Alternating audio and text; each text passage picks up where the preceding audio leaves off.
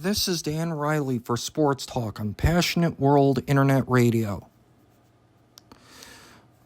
When I talk about corruption in sports, I'm usually talking about gambling.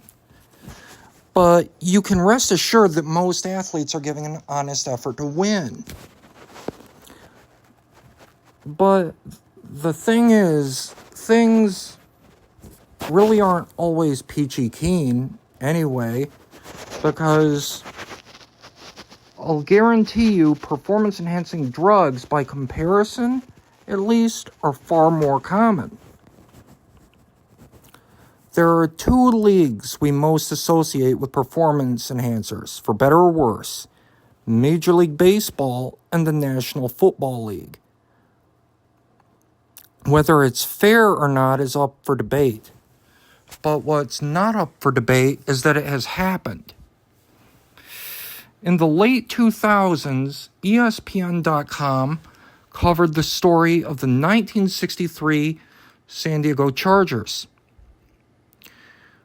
According to the site, the 1963 Chargers were the first team to use anabolic steroids as part of their training regimen.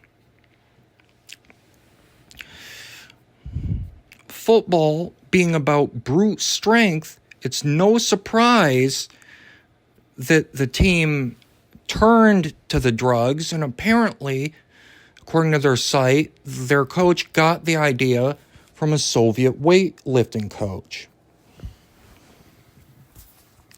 Of course, looking back, we grimace at this, and with good reason, but what we should be most concerned about is the threat to the player's health. Apparently, the Chargers did very, very well that season. And whatever you feel about that team, it's no surprise that anabolic steroids would wind up in other football teams' locker rooms. Overnight, the sport clearly got a lot more dangerous. Probably 100 times more than it should have been. Steroids increase testosterone, the substance in a man's body most responsible for aggressive behavior.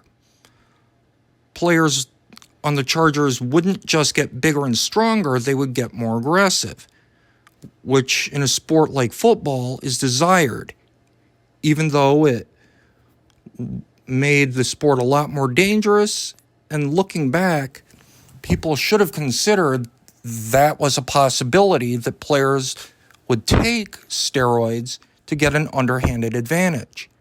Thank goodness nowadays the NFL tests for the stuff all year round.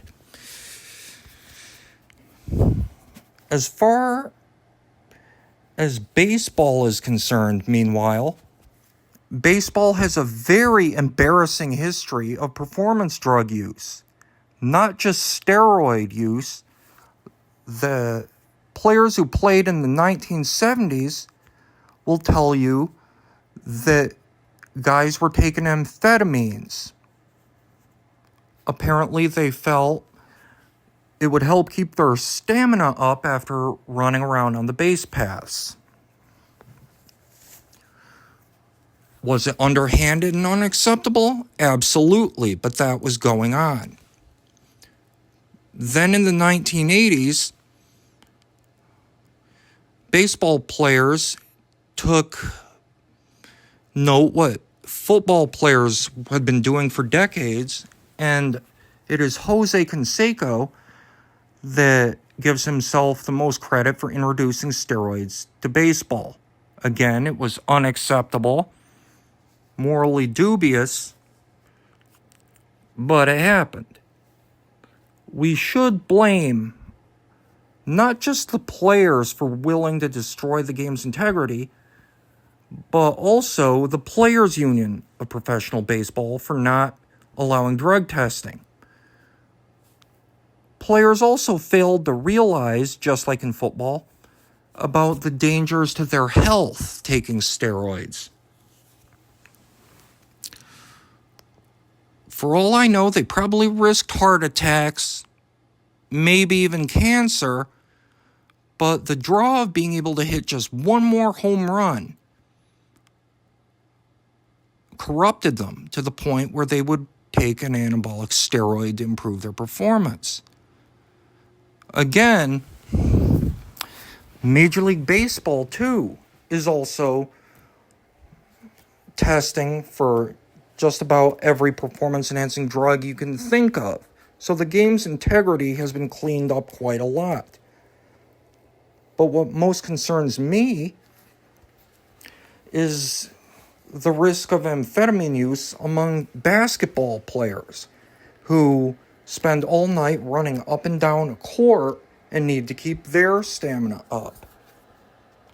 I'm honestly curious as to whether the NBA tests enough for this stuff, though I have no proof that anyone is taking these drugs.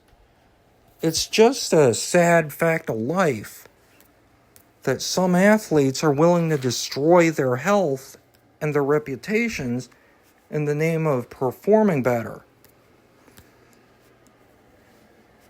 The end of drug use in sports comes down to one simple thing: more drug testing, more laws outlawing or at least regulating the creation of certain drugs, and teaching kids that that's not how you want to improve your performance and become a great athlete.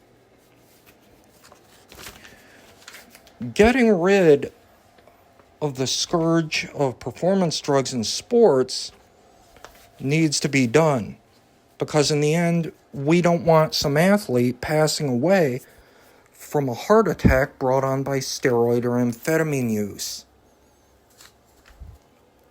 Hopefully, the 4 major pro sports in America will take the proper steps to make this world without performance drugs a reality. This is Dan Riley for Sports Talk. Thank you so much for tuning in, and so long.